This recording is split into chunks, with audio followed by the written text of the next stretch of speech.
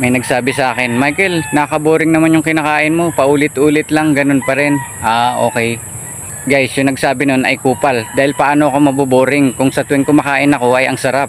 Lalo na yung baka, lagyan ko lang ng asin, ay grabe kasarap sa tuwing kumakain ako, tsaka yung itlog masarap din. Kaya ganun dahil my taste bud is not as fuck as them anymore. Dahil nga sa real food ang kinakain ko at mag-iisang taon na rin. Paano ako maboboring nun sa tuwing kinakain ko yun nagiging maganda yung pakiramdam ko. At saka paano ka maboboring kung sa ganong paraan mo ng pagkain ay makakaiwas ka sa future na sakit. Sa kanin, tinapay, noodles, processed food nga hindi ka na boring yun ang nagiging dahilan ng pagkakasakit dahil sugar yun. Yun ang nakakaboring pag nagkasakit ka. Mabilis ka manghina habang yung kasing edad mo malakas pa.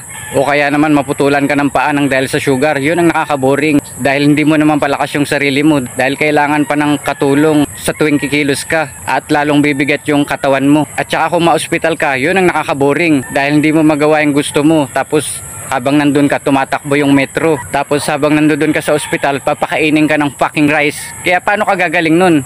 Guys, wake the fuck up!